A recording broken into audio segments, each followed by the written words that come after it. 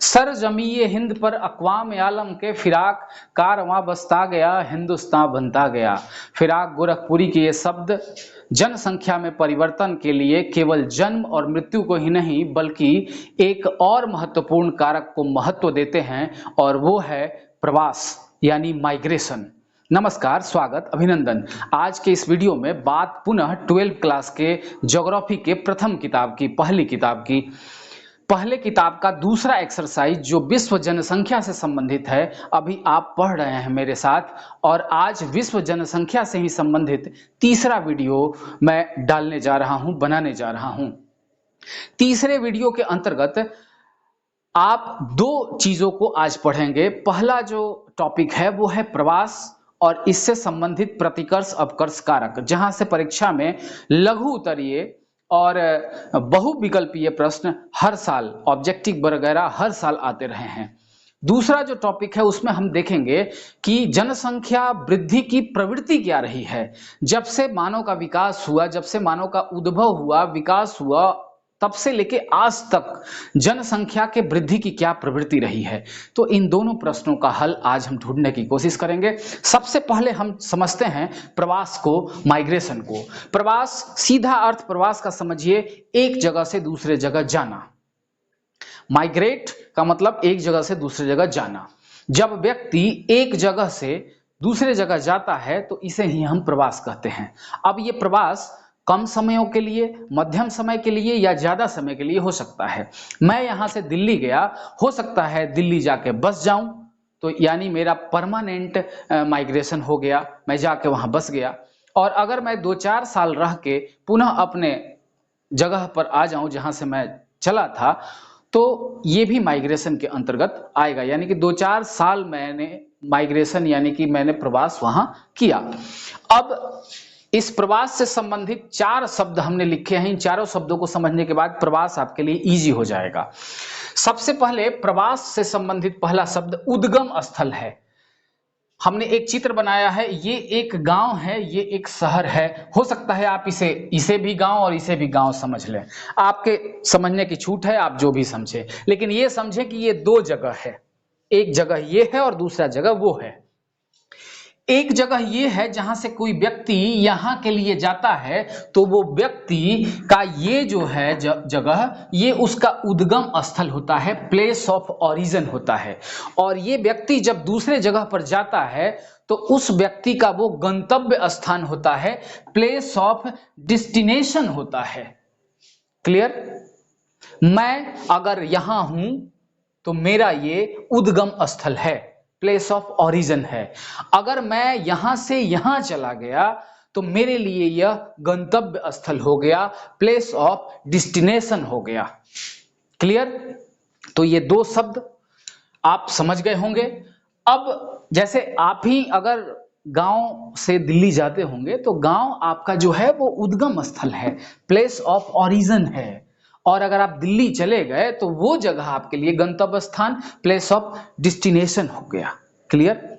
अब आइए एक और शब्द, उत्प्रवासी, और एक और शब्द है आप्रवासी। ये कई बार कंफ्यूजन पैदा करता है लड़कों में। उत्प्रवासी किसको कहते हैं? जो व्यक्ति यहां से गया वहां के लिए, वो स्थान उस व्यक्ति के लिए या उन लोग, वहां के लोगों के लिए वो व्यक्ति उत्प्रवासी हो गया। जैसे मैं ये गांव छोड़ के गया इस गांव में या इस शहर में, तो यहां के लोग क्या कहेंगे हमको? यहां के लोग कहेंगे क्या फलनवा जो है वो उत्प्रवासी हो गया। क्या कहेंगे? फलना जो व्यक्ति है वो उत्प्रवासी हो गया। अब फलना व्यक्ति अगर रामू या मोहन यहां से छोड़ के यहां गया है तो यहां का व्यक्ति कहेगा अरे रमुआ तो उत्प्रवासी हो गया, यानी रमुआ इमिग्रेनेंट्स हो गया, रमुआ उत्प्रवासी हो गया। और रमुआ जहां पहुंचा, जिस जगह पे पहुंचा, वहां के व्यक्ति कहेंगे अरे रमुआ तू तो आप्रवासी हो गया। आप्रवासी, इमिग्रेनेंट्स, वहां के लिए वो आप्रवासी हो गया। तो जहां से आप जाते हैं वहां के लोगों के बीच आप उत्प्रवासी हो जाते हैं, और जहां आप पहुंचते हैं वहां के लोगों के लिए आप आप्रवासी हो जाते हैं। अगर अमेरिका का 5 गो व्यक्ति यहां इंडिया आया कुछ दिनों के लिए, कमाने धमाने के लिए, कुछ काम करने के लिए, हालांकि ये कहने की बात है, होता वैसा नहीं है, बहुत रेयर केस में है। तो अगर अमेरिका का व्यक्ति हमारे देश में आया काम करने के लिए, तो अपने देश का यानी अमेरिका का लोग उसको क्या बोलेगा कि वो व्यक्ति उत्प्रवासी हो गया, और हम क्या कहेंगे कि तुम आप्रवासी हो गए। सपोज कीजिए मैं आपके घर जा रहा हूं, तो मैं अपने घर के लिए उत्प्रवासी हो गया और आपके घर के लिए आप्रवासी हो गया। मतलब जहां से गया उत्प्रवासी, जहां पहुंचा वहां के लिए आप्रवासी। तो हर साल हमारे देश में पक्षी आते हैं जाड़े में, उनको हम बोलते हैं आप्रवासी बर्ड्स, आप्रवासी पक्षी। तो वो आप्रवासी पक्षी ये फिर कुछ दिन 3 महीना 4 महीना रह के चले जाएंगे। खैर, तो उत्प्रवासी आप्रवासी को आप समझ गए होंगे। अब देखिए, ये जो उद्गम स्थल से गंतव्य स्थान, आप्रवासी, उत्प्रवासी, ये जो सिस्टम आ रहा है, आना और जाना, प्रवास यही ना, प्रवास का मतलब आना और जाना, यहां कहीं से आना कहीं को जाना, यही है प्रवास। अब कुछ टाइम के लिए जाना या लंबे समय के लिए जाना, जाने का टाइमिंग अलग अलग हो सकता है। अब जाने का जो तरीका है, ज्यादातर मामलों में देखा जाता है कि या तो गांव से लोग गांव में जाता है, एक गांव से दूसरे गांव में, या गांव से शहर में जाता है, या शहर से शहर में जाता है, या शहर से गांव में आता है। यही 4 तरीके हैं प्रवास के। इन्हीं 4 तरीकों से प्रवास देखने को ज्यादा मिलता है। अब जरा देखिए, विलेज टू विलेज, गांव से गांव जाएगा लोग, इसमें ज्यादातर संख्या महिलाओं की होती है। महिलाएं एक गांव से दूसरे गांव में ब्याह दी जाती हैं, तो ज्यादातर इसमें देखा जाता है कि एक गांव से दूसरे गांव में जाने वालों में महिलाओं की संख्या ज्यादा है। अब या तो व्यक्ति जाएगा गांव, विलेज टू सिटी, यानी कि गांव से शहर में जाएगा। अब गांव से शहर में जाने वालों में सबसे ज्यादा जो संख्या है वो पुरुषों की है। पेट के चक्कर में, भोजन के चक्कर में, पैसे के चक्कर में, तो रोजगार के चक्कर में ज्यादातर गांव से लोग शहरों में जाते हैं। तो ये भी एक प्रवृत्ति है, खास करके बिहार यूपी में ये प्रवृत्ति ज्यादा देखने को मिलती है कि पुरुष गांव छोड़ के शहर में कमाने गए हैं। उसमें भी शहर में ज्यादातर लोग जाते हैं कहाँ? मुंबई। मुंबई भारत का या यूं कहे कि महाराष्ट्र, आप राज्य का नाम ले, मुंबई में कई जगहों पर लोग जाते हैं कमाने। पुणे जाते हैं, तो भुसावल जाते हैं, तो कहीं जाते हैं, थाने जाते हैं। तो महाराष्ट्र में मेनली, भारत में महाराष्ट्र में पूरे भारत के सबसे ज्यादा लोग जाके काम करते हैं, यानी आप्रवासी ये वाला आप्रवासियों की संख्या सबसे ज्यादा महाराष्ट्र राज्य में है, और उत्प्रवासी जाने वाले सबसे ज्यादा संख्या यूपी की है। तो यूपी और उसके बाद बिहार, हम थोड़े ही पीछे हैं, जाने में हम नहीं पीछे हैं। तो विलेज से सिटी की ओर लोग जाते हैं, गांव से शहर की ओर लोग जाते हैं, या शहर से शहर की ओर लोग जाते हैं। छोटे शहर में पहले रहते थे, अब बड़े शहर में चले गए, शिफ्ट हो गए हैं, वहां काम का बेहतर अवसर है या कुछ और चीजें आपको आकर्षक लगी, उस चक्कर में आप बड़े शहर में चले गए। अगर आप उस शहर से मन नहीं भरा, उस शहर से कुछ अच्छा मिल रहा है, तो उससे भी बड़े शहर में चले गए।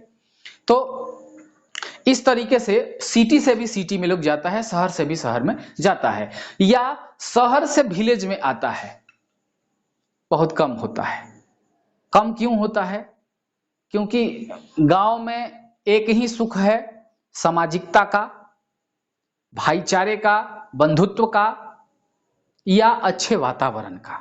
तो इस चक्कर में ज्यादातर कौन आएगा? बुढ़वा लोग आएगा, जो रिटायर कर जाएगा वो आएगा कि गांव में अब चले। तो अब तो वो भी नहीं आ रहे हैं, वो भी फ्लैटे में शंख फूंक रहे हैं।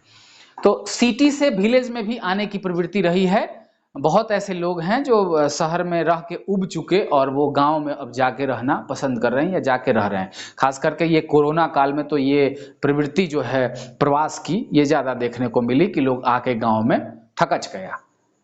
खैर, तो ये प्रवास की प्रवृत्ति रही है। अब आते हैं दूसरे महत्वपूर्ण प्रश्न की ओर। प्रवास के दो कारण हैं, दो ही कारणों से प्रवास होता है, दो ही तरीके हैं प्रवास के। एक को कहते हैं प्रतिकर्ष कारक, दूसरे को कहते हैं अपकर्ष कारक। अंग्रेजी में पुश फैक्टर, पुल फैक्टर। इसमें लड़के बहुत कंफ्यूज्ड हैं। अब प्रतिकर्ष कारक क्या है, अपकर्ष कारक क्या है, इसके इंग्लिश को याद रखिए। प्रतिकर्ष कारक का मतलब पुश फैक्टर और अपकर्ष, प्रतिकर्ष कारक का मतलब पुश फैक्टर, अपकर्ष कारक का मतलब पुल फैक्टर। अब जरा समझिए, पूरा लग जाएगा। प्रतिकर्ष मतलब पुश, पुश समझ रहे हैं, पुश, पुश मतलब धक्का देना, और पुल, अपकर्ष मतलब पुल, पुल मतलब खींचना। धक्का कब दियाइएगा आप, कोई ना कोई मजबूरी होगी, कुछ ना कुछ दिक्कत परेशानी होगी, धक्का दे दिया जाइएगा। मजबूर होइएगा आप, आपको किसी और चीज की आवश्यकता होगी, आपको कुछ चाहिए, तो आपका अंतरात्मा, आपका मन मस्तिष्क जो है आपको धक्का देगा। धक, इस शहर में रहते हो, हट, इस गांव में रहते हो, गरीबी इतनी है, अशिक्षा इतना है, बेरोजगारी इतनी है, हट भागो। तो वो आपको पुश करेगा, धक्का देगा, वो परिस्थितियां आपको पुश करेंगी। अब जरा इसको समझिए कैसे। ये देखिए, ये प्रतिकर्ष कारक, प्रतिकर्ष का मतलब पुश, पुश का मतलब धक्का देना। अब वो परिस्थितियां जो आपके समक्ष क्रिएट हुई हैं, जो आपके समक्ष हुई हैं, वो परिस्थितियां आपको धक्का दे रही। कौन कौन परिस्थितियां होगी भाई? बेरोजगारी, गांव में बहुत ज्यादा बेरोजगारी है, खास करके बिहार यूपी में। तो ये बेरोजगारी आपको क्या करेगा? धक्का देगा। ए चल बाहर निकल, चल बाहर कमाने, चल दिल्ली, चल मुंबई। तो ये बेरोजगारी जो है ये पुश फैक्टर है, पुश, ये आपको धक्का दे रहा है। ये परिस्थितियां, ये बेरोजगारी वाली परिस्थिति आपको धक्का दे रही है, तो ये कहलाएगा बेरोजगारी। कौन सा कारक है? तो ये पुश फैक्टर, प्रतिकर्ष कारक है। राजनीतिक उपद्रव, अगर राजनीतिक उठापटक है बहुत ज्यादा, राजनीतिक गुंडागर्दी बहुत ज्यादा बढ़ गई है, सरकार आपका खून चूसने पर लगी है, सरकार ऐसी ऐसी नीतियां ला रही है कि आप परेशान हैं। अब जरा सोचिए ना, आपके राज्य में अभी के समय में 106 रुपए लीटर पेट्रोल हो रखा है, और वही 10 रुपया कम यहां से आपको झारखंड में मिलेगा, 2-4 रुपया कम आपको यूपी में मिलेगा। तो हर राज्य में आप जाएंगे थोड़ा बहुत कम 19-20 मिलेगा। मतलब आपके बगल के 2 राज्य हैं, वहां पर 106 से कम रुपए में पेट्रोल मिल रहा है, और आपके राज्य की सरकार जो है वो 1 रुपया घटाने के मूड में नहीं है। तो राजनीतिक उठापटक हो रही है, राजनीतिक उपद्रव मचा हुआ है, राजनीतिक तौर पर ऐसी ऐसी नीतियां आ रही हैं। सरकार कोई टिक नहीं पाए, अगर सरकार अगर कोई टिक नहीं पाए, वो उसका टांग खींच रहा है, वो उसका टांग खींच रहा है। सरकार 6 महीना चली, फिर गिर गई, फिर चुनाव हुआ, फिर 2 साल चली, फिर गिर गई। तो ये उपद्रव रहेगा तो विकास का कोई काम नहीं हो पाता है, राज्य का विकास नहीं हो पाएगा, या देश में भी अगर ऐसी स्थिति रही तो देश का विकास नहीं हो पाएगा, बेड़ा गर्क होना ही हो रहा है। तो ये राजनीतिक उपद्रव जब आप देखेंगे तो आपका मन करेगा कि इस जगह को छोड़कर कहीं और हम चले जाएं। तो वो परिस्थितियां, ये राजनीतिक उपद्रव परिस्थितियां आपको पुश करेंगी, पुश करेंगी। ये प्रतिकर्ष कारक है।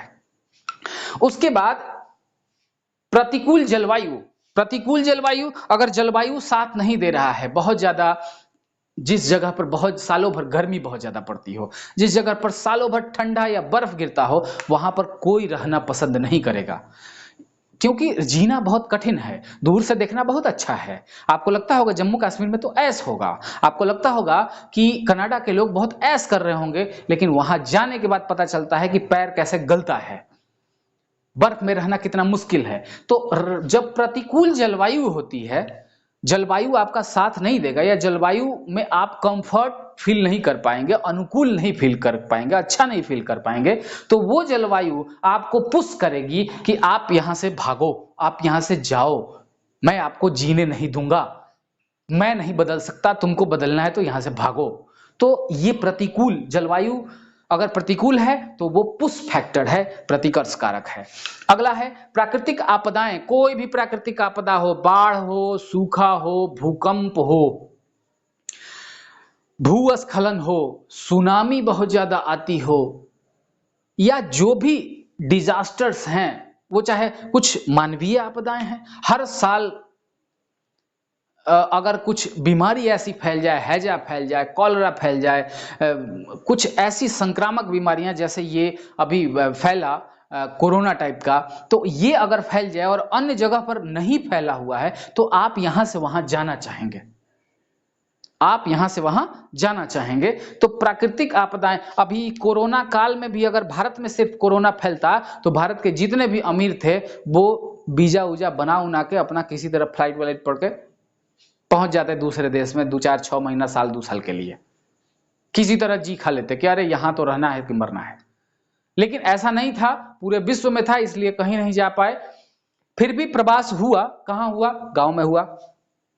गांव में स्वच्छ वातावरण, थोड़ी स्वतंत्रता और बहुत सारी छूट थी, इस कारण गांव में लोग फरार हुए। तो प्राकृतिक जो भी आपदाएं हैं, उस आपदाओं में प्राकृतिक आपदा या आप कह लें मानवीय आपदाएं जो भी हैं, वो आपको पुश फैक्टर के अंतर्गत आएंगी, प्रतिकर्ष कारक के अंतर्गत आएंगी। ये कारक आपको पुश कर रहा है, भगा रहा है, आपको धक्का दे रहा है। सामाजिक आर्थिक पिछड़ेपन, अगर सामाजिक आपका समाज और आपकी अर्थव्यवस्था बहुत बिगड़ी हुई है, समाज बहुत बिगड़ा हुआ है, समाज की स्थिति बहुत अच्छी नहीं है, तो वो भी एक कारक है जिसके कारण आप एक जगह से दूसरी जगह जाने को बाध्य हो जाते हैं।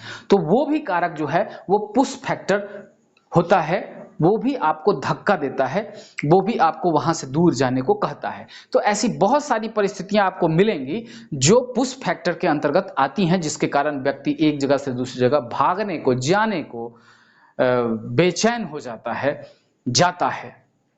तो ये प्रतिकर्ष कारक हैं। अब आते हैं अपकर्ष कारक में। अपकर्ष कारक का मतलब पुल फैक्टर। पुल मतलब खींचना। दरवाजा पर कभी गए हैं? कोनो कोनो ऑफिस के दरवाजा पर लिखा रहता है प्लीज पुल द गेट या प्लीज पुश द गेट, ऐसा लिखा रहेगा। तो पुश अगर लिखा रहे तो क्या कीजिएगा? खींच दीजिएगा? नहीं, धक्का दीजिए तब वो गेट खुलेगा। अगर आप पुल लिखा हुआ है तो पुल मतलब खींचना होता है, आप खींचिए उस दरवाजे को, खुल जाएगा। तो शीशा का दरवाजा होता है, कभी कभी पता नहीं चलता है कि धक्का देना है कि खींचना है, तो आप धक्का दीजिएगा, अंदर वाला गार्ड भौखला के निकलेगा, कहेगा कि हट, मतलब लिखा हुआ है आपको पता नहीं चल रहा है। तो आपको समझना है ये पुश फैक्टर, ये धक्का दे रहा है, ऐसी परिस्थितियां हैं। पुल फैक्टर ये खींचता है। ये आकर्षक, अपकर्ष कारक है, ये आकर्षक है। ये कुछ ऐसी परिस्थितियां, कुछ ऐसी चीजें, कुछ ऐसा आकर्षित करने वाला व्यवस्था है या चीजें हैं जो आपको आकर्षित करती हैं, अपनी ओर खींचती हैं। वो सारे के सारे कारक पुल फैक्टर के अंतर्गत आएंगे। अब जरा देखिए पुल फैक्टर में क्या क्या है। अनुकूल जलवायु, जहां भी विश्व में अनुकूल जलवायु है, न बहुत ज्यादा जाड़ा, न बहुत ज्यादा गर्मी, न ज्यादा बर्फबारी, एकदम सम सा जलवायु है, अच्छा सा जलवायु है, सब चीजें सही हैं, बैलेंस में है, तो आप या कोई भी व्यक्ति विश्व का वहां रहना चाहेगा। तो अनुकूल अगर जलवायु है कहीं पर तो वो पुल फैक्टर है, वो अपकर्ष कारक है, वो आपको खींचती है, तो आप वहां जाने को बाध्य, आपका प्रवास वहां होगा। अच्छी शिक्षा व्यवस्था, कहीं पर अच्छी शिक्षा व्यवस्था है तो आप जाएंगे ही जाएंगे भाई, वो आपको खींच रहा है, गाड़ी बुला रही है, सीटी बजा रही है। अच्छा एजुकेशन आजकल सबको चाहिए, और अच्छे एजुकेशन के चक्कर में आप देश क्या विदेश तक लोग जा रहा है। तो अच्छा एजुकेशन जहां होगा वहां पर आप शिफ्ट करना चाहेंगे, वहां आप जाके शिक्षा अच्छी लेना चाहेंगे या अपना जनरेशन को शिक्षित करना चाहेंगे, तो आप वहीं पर बसना चाहेंगे। तो अच्छी शिक्षा व्यवस्था जहां है वो आएगा पुल फैक्टर के अंतर्गत, वो अपकर्ष कारक के अंतर्गत आएगा। अनुकूल जलवायु दोबारा लिखा गया है, खैर, काम के बेहतर अवसर, अगर रोजगार का अच्छा व्यवस्था है तो आप वहां जाना चाहेंगे। आज महाराष्ट्र में क्यों लोग जाता है? क्योंकि वहां काम के अच्छे अवसर हैं, काम मिलता है, वर्किंग प्लेस है वो, वहां काम मिलता है। दिल्ली में काम मिल जाता है, मुंबई में काम मिल जाता है, इसलिए बिहार यूपी के ज्यादातर लोग वहीं जाकर काम कर रहे हैं। पुणे में काम मिल जाता है, बेंगलुरु में काम मिल जाता है। अगर आपके हाथ में हुनर है तो और अच्छा काम मिलेगा। तो बेहतर काम जहां मिल रहा है, अब जरा सुने हैं, महाराष्ट्र का कोनो बिहार आके काम कर रहा है? नहीं सुने होंगे। दिल्ली वाला आके बिहार या पटना काम कर रहा है? नहीं सुने होंगे। क्यों? क्योंकि यहां रोजगार का बेहतर अवसर नहीं है, इसलिए नहीं आएगा। तो रोजगार का जहां बेहतर अवसर होगा वो वहां जाएंगे, तो वो पुल फैक्टर है। बेहतर काम या बेहतर अवसर, बेहतर रोजगार, ये पुल फैक्टर के अंतर्गत आता है, ये अपकर्ष कारक के अंतर्गत आता है। बेहतर स्वास्थ्य सुविधाएं, अगर स्वास्थ्य की सुविधा कहीं बहुत अच्छी है तो आप वहां रहना चाहेंगे। बहुत सारे ऐसे हमारे जान पहचान के लोग हैं जो दिल्ली गए थे किडनी का ऑपरेशन करवाने, साल 2 साल रह गए और धीरे धीरे वहीं पर उन्होंने अपना किडनी का ऑपरेशन करवाया और कुछ काम धंधा करके आज वहीं सेटल हो चुके हैं।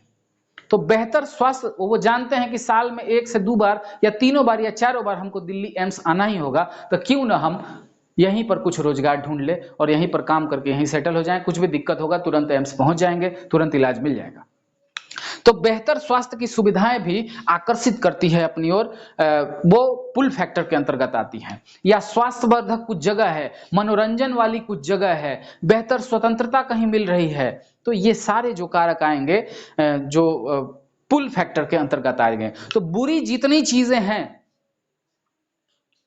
वो सब के सब पुश फैक्टर के अंतर्गत, और अच्छी जो भी चीजें हैं वो सब के सब पुल फैक्टर के अंतर्गत आएंगे। ठीक है, तो हमें लगता है अब आप समझ गए होंगे पुल और पुश को। यहीं से 1 नंबर का क्वेश्चन ऐसे ही आता है कि निम्न में से कौन सा कारक प्रतिकर्ष कारक है? अब दे देगा ऑप्शन, इसमें से अनुकूल जलवायु, अनुकूल काम के बेहतर अवसर, बेहतर स्वास्थ्य सुविधाएं, और देखो दे देगा प्रतिकूल जलवायु। तब प्रतिकूल जलवायु जो होगा वो प्रतिकर्ष कारक होगा।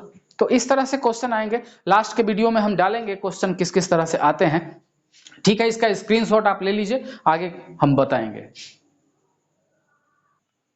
ये दूसरा महत्वपूर्ण प्रश्न है जो पूछता है परीक्षा में, दीर्घ उत्तरीय में, कि जनसंख्या वृद्धि की प्रवृत्ति को बताएं, यानी ट्रेड्स ऑफ पॉपुलेशन ग्रोथ को बताएं, इसकी व्याख्या करें। ऐसे प्रश्न आता है कि जनसंख्या वृद्धि की प्रवृत्ति की व्याख्या करें, या विभिन्न तरीकों से प्रवृत्ति के बारे में पूछता है सवाल। 2015 और 16 दोनों सालों में बिहार बोर्ड ने इस प्रश्न को दीर्घ उत्तरीय प्रश्न के रूप में पूछा है। लिखना कैसे है उसको समझ लीजिए, क्योंकि आपको परीक्षा में लिखना है, ऐसा नहीं है कि हम बता दें और आप समझ जाएं और काम हो जाए। तो लिखना कैसे है, सबसे पहले आपको परिचय लिखना है कि जनसंख्या वृद्धि की प्रवृत्ति क्या है, सामान्य परिचय देंगे। उसके बाद आप उसको विभिन्न कालों में बांटेंगे और फिर उसके बाद सबकी हल्की हल्की व्याख्या करेंगे। साथ में एक लास्ट में डायग्राम भी हम बताएंगे। तो जनसंख्या वृद्धि की प्रवृत्ति क्या रही है, जनसंख्या वृद्धि का प्रवृत्ति का मतलब क्या है वो समझिए कि जब से मानव का विकास हुआ है, जब से मानव का उद्भव हुआ है, तब से लेके आज तक जनसंख्या किस दर से या किस हिसाब से बढ़ते आई है, कब कितना कितना जनसंख्या बढ़ा है, इस पूरे इतिहास को ही इस प्रश्न के उत्तर में लिखना है। आपको लिखना है कि जनसंख्या वृद्धि की प्रवृत्ति लगातार रही है।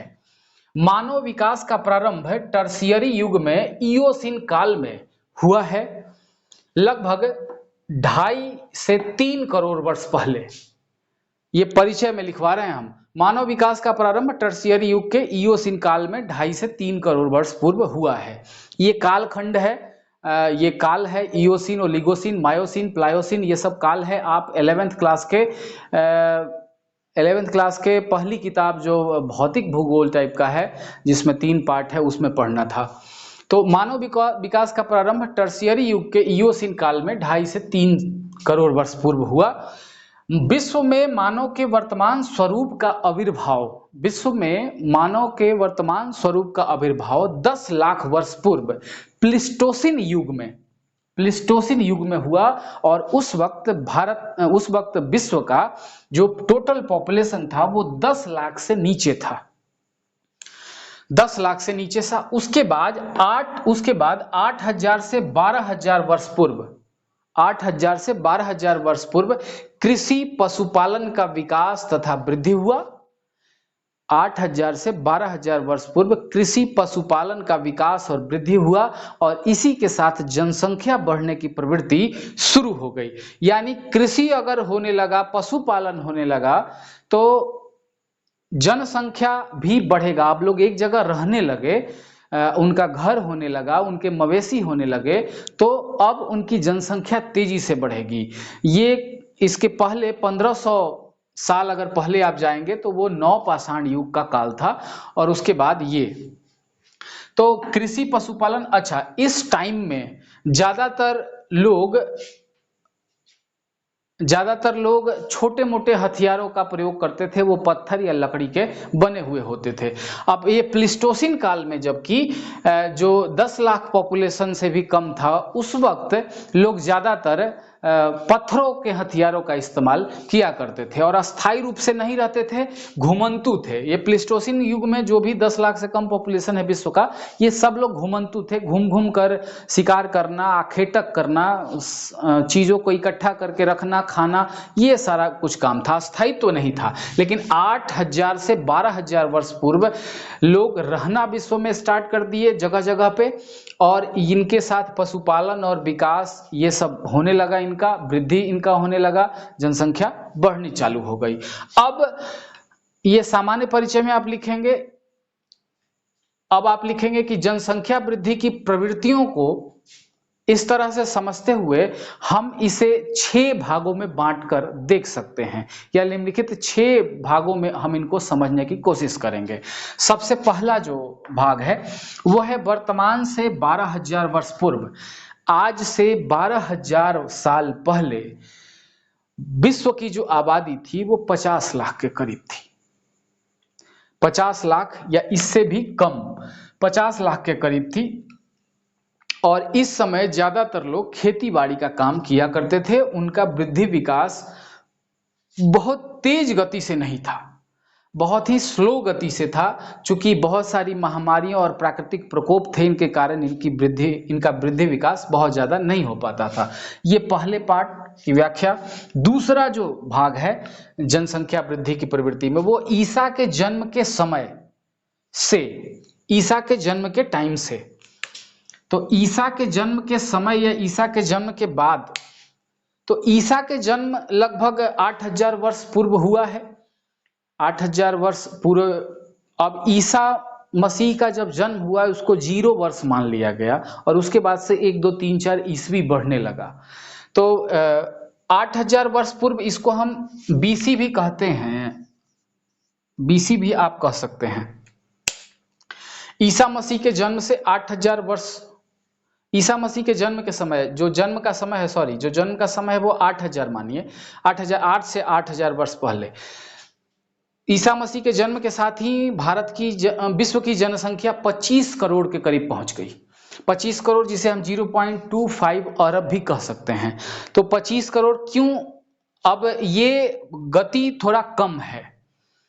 50 लाख था 12,000 वर्ष पहले जब ईसा का जन्म हुआ, तो जनसंख्या विश्व की 25 करोड़ थी। क्यों इतना कम था? क्योंकि ब्रेथ रेट यानी कि जन्म दर और डेथ रेट यानी कि मृत्यु दर, ये दोनों निम्न था। जितना ज्यादा जन्म होता था उतना ही ज्यादा मृत्यु होता था। इसलिए ईसा के जन्म के समय तक विश्व की जनसंख्या जो थी वो लगभग स्थिर अवस्था में थी, लो ग्रोथ था। अब आते हैं तीसरे पॉइंट पर। तीसरे पॉइंट में ईसा से 1600 ईस्वी तक, मतलब ईसा मसीह के जन्म से 1600 ईस्वी तक के काल को देखा गया कि इस काल में दोगुनी जनसंख्या हो गई, 50 करोड़ हो गई। ईसा मसीह के जन्म 0 टाइम मान लें तो यहां से 1600 साल बाद करेक्शन किया गया, 50 करोड़ दुगनी जनसंख्या सीधे हो गई। ये अनुमानतः है, दुगनी जनसंख्या हो गई। अब 1600 साल का गैप है ईसा मसीह के जन्म से यहां तक में और 50 करोड़ लगभग दुगनी जनसंख्या हो गई, यानी कि जनसंख्या अब बढ़नी चालू हो गई है तेजी से। अब आते हैं चौथे स्टेप में 1600 से 1930 ईस्वी तक।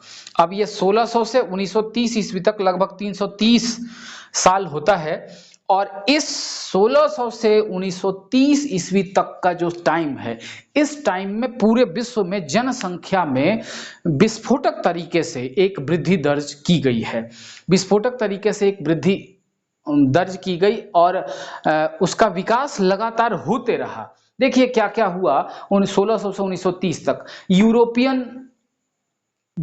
यूरोपियन लोग थे, उन्होंने बड़ी बड़ी जहाजें बना के विश्व में कई देशों में भ्रमण करना चालू किया, कई देशों का उन्होंने खोज किया और वहां पर उपनिवेश स्थापित किया, यानी उनको उपनिवेश बना लिया, साम्राज्य अपना स्थापित किया और उनको उपनिवेश बना लिया, तथा वो जगह जगह जाके बसने लगे। लेकिन मतलब एक आदमी हर जगह पर जाके बसने लगा, या एक देश का लोग कई देशों में, कई देश का लोग एक देश में, या इधर उधर जाके बसना स्टार्ट हुआ। यानी कि 1600 से 1930 ईस्वी तक का जो काल है वो यूरोपियन खोज का काल है, उपनिवेशवाद या साम्राज्यवादी व्यवस्था के बढ़ाव का काल है, या बसाव का युग है। पूरे विश्व में लोग जा जा के बस रहे थे, नई नई जगहों को खोज रहे थे और वहां पर बसाव स्थापित कर रहे थे। अब उसके बाद 1750 से 1830, देखिए बहुत लंबी चीजें हैं, कितना कुछ बताया जाए। हमने मुख्य चीजों को आपके समक्ष रखा है। 1750 का जो टाइम है वो यूरोप में औद्योगिकरण का टाइम है, और इस समय 1750 में पूरे विश्व का पॉपुलेशन था 70 करोड़। देखिए 50 से 1950 में बढ़ गया 20 करोड़, हो गया 70 करोड़। 1830 पर आते हैं, 1830 में बढ़ के हो गया 100 करोड़, यानी कि 1 अरब जनसंख्या हो गई। तो 1750 से अगर 1830 को लेंगे तो 80 सालों में विश्व की जनसंख्या 1 अरब हो गई। कब? 1830 में। और फिर 1830 के बाद 1930, यानी कि 1830 से 100 साल बाद 1930 में पूरे विश्व की जनसंख्या 200 करोड़ यानी कि 2 अरब हो गई। मतलब कि 100 सालों में, 1830 से 1930, 100 सालों में विश्व की जनसंख्या दुगनी हो गई, 2 अरब के करीब पहुंच गई। क्लियर? अब आते हैं पांचवें भाग में। पांचवा भाग हमने कालखंड बांटा है, 1930 से 1975 तक के टाइमिंग को हमने लिया है, और ये 45 साल का टाइमिंग होता है, और इसमें 400 करोड़ यानी कि 4 अरब जनसंख्या पूरे विश्व की हो गई। 4 अरब जनसंख्या पूरे विश्व की हो गई। कारण क्या था? कारण ये था कि धीरे धीरे वृद्धि विकास होने से, या मानव सभ्यता का विकास होने से, औद्योगिकरण होने से, औद्योगिक क्रांति होने से पूरे विश्व में महामारी के प्रकोप से बचाव का बहुत ज्यादा टीका आ गया। उसके साथ ही मेडिकल की सुविधा बढ़ गई, सुरक्षा की व्यवस्थाएं जो प्राकृतिक आपदाएं थी उससे सुरक्षा की व्यवस्था होते चली गई। उसके साथ ही आपका स्वच्छता पर ज्यादा जोर देने लगा, लोग स्वच्छता पर ज्यादा उसको तरजीह दी जाने लगी, साफ सफाई को। तो इन सब कारणों से जो मृत्यु दर था वो घटा, और आप देख रहे हैं कि 1930 से 1975 यानी 45 सालों में 2 अरब से जनसंख्या बढ़ के 4 अरब हो गई, दुगनी हो गई 45 सालों में। यहां आप देखेंगे तो 330 साल में जाके जनसंख्या आपको दुगनी हुई है, या दुगनी से कुछ ज्यादा हुई है। लेकिन आप यहां देख रहे हैं 1930 से 1975 यानी कि 45 साल में ही जनसंख्या 400 करोड़ यानी कि 4 अरब हो गई। अब छठे टॉपिक पर बढ़ते हैं। छठा 1975 से 2018, बिल्कुल लेटेस्ट है। आपकी किताब में एनसीईआरटी में आपका 1990 तक का ही आंकड़ा उपलब्ध है। तो 1975 से 2018 के बीच लगभग 43 साल हो गए इसमें। इस दरमियान 350 करोड़ यानी कि लगभग 3.5 अरब जनसंख्या बढ़ गई, और ये जनसंख्या एक विस्फोटक रूप लेते जा रही है विश्व में, और आज के समय में विश्व की जनसंख्या 7 अरब 70 करोड़ के करीब पहुंच गई है। मतलब 7.7 अरब आप बोल सकते हैं, 7 अरब 70 करोड़ के करीब पूरे विश्व की जनसंख्या हो गई है। तो ये आप सामान्य परिचय में देंगे, उसके बाद इसको आप 6 कैटेगरी में बांटेंगे, प्रत्येक की कुछ कुछ व्याख्या करेंगे और लास्ट में अभी हम एक डायग्राम बना के आपको दिखा दे रहे हैं, उसमें आप उसको आप डायग्राम बना लेंगे तो आंसर कंप्लीट लगभग हो जाएगा। अब इस डायग्राम की मदद से आपको ये समझ में आ जाएगा कि किस तरह से विश्व में जनसंख्या बढ़ने की प्रवृत्ति रही है। आप देख रहे हैं 1830 में विश्व की जनसंख्या 1 अरब थी, जो 100 वर्ष बाद यानी कि 1930 में बढ़ के 2 अरब हो गई और 1930 से 1960 यानी 30 साल बाद 3 अरब हो गई, जबकि 1960 से 1975 यानी 15 साल बाद 4 अरब हो गई। 75 से 87 के बीच 12 साल के बाद 5 अरब हो गई और 87 से 99 के बीच ये भी फिर 12 साल के बाद 6 अरब हो गई, जबकि 19 साल बाद 2018 में विश्व की जनसंख्या 7.7 अरब यानी कि 7 अरब 70 करोड़ के करीब पहुंच गई है। तो ये जो डाटा है ये लास्ट में आप अपने आंसर में डालेंगे ताकि ये क्लियर हो जाए कि किस किस तरीके से जनसंख्या बढ़ने की प्रवृत्ति रही है। आप देख रहे हैं कि 30 से लेके 1830 से 1930 यानी 100 साल में मात्र 1 अरब जनसंख्या बढ़ी है, और वही आप देख लीजिए 87 से लेके 99 के बीच 12 साल और ये भी 75 से 87 के बीच 12 साल, तो ये 12 साल के गैपिंग में ये 4 अरब था, 5 अरब, 1 अरब बढ़ गया, 5 से ये 6 मतलब फिर 1 अरब बढ़ गया। तो आप देखिए कि पहले जो थे 18वीं शताब्दी में या 17वीं शताब्दी में जनसंख्या बढ़ने की जो प्रवृत्ति थी वो बहुत ही धीमी थी। ऐसा नहीं था कि लोग बच्चे पैदा नहीं करते थे, बच्चे पैदा करते थे, बच्चे बहुत ज्यादा पैदा होते थे, लेकिन महामारी, कुपोषण और बहुत सारे ऐसे डिजीज थे जिसके कारण अगर 8 बच्चे पैदा हुए तो उसमें से 1 या वो भी नहीं जी पाते थे। तो स्थिति ये थी, जबकि जैसे जैसे देश का, विश्व का विकास होते गया है वैसे वैसे आधुनिक सुख सुविधाएं और मेडिकल से, खास करके मेडिकल से संबंधित जो सुख सुविधाएं आ गई हैं, उसके कारण लोगों का मृत्यु दर घट गया, बहुत ज्यादा मृत्यु दर घट गया और जन्म दर की प्रवृत्ति बनी हुई है।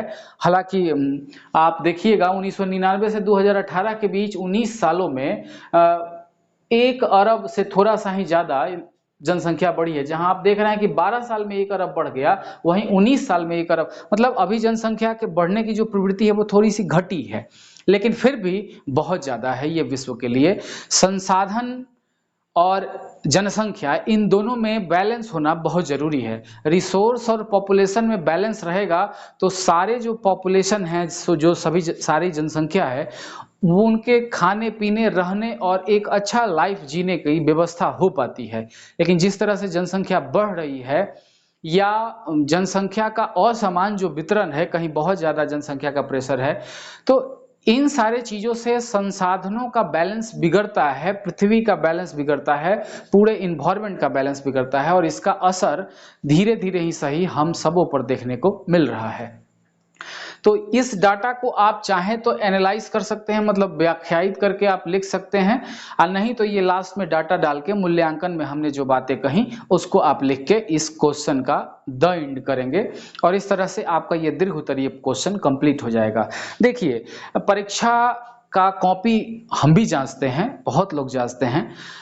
परीक्षा में लिखना मायने नहीं रखता है, बल्कि कैसे लिखे हैं आप, किस तरह से आपने अपनी बातों को रिप्रेजेंट किया है, रखा है, धरा है अपने कॉपी पर, वो मायने रखता है। तो आप लिखने का जो तरीका, मैं बार बार कहता हूं कि सामान्य परिचय, उसके बाद कुछ बिंदु को, टॉपिक्स को डालिए, उसको एनालाइज कीजिए, व्याख्यायित कीजिए, लास्ट में एक आध पिक्चर, डायग्राम, डाटा जो भी है वो आप डालिए और फिर उसके बाद थोड़ा सा मूल्यांकन करके आप अपने आंसर को कंप्लीट कीजिए। तो इस तरह से एक एक संपूर्ण चीज क्वेश्चन आंसर के अंदर नजर आता है और न चाहते हुए भी जो एग्जामिनर है, जो एग्जाम कर रहा है आपको, वो आपको अच्छे नंबर देके जाता है। तो कोशिश कीजिए क्वेश्चन का आंसर कुछ टॉपिक्स वाइज और उसकी व्याख्या करते हुए इस तरह लिखने का। तो आज के लिए बस इतना ही। हमारे चैनल को लाइक करें, शेयर करें, सब्सक्राइब करें। आगे की चीजें आगे के वीडियो में देखेंगे। बहुत बहुत धन्यवाद।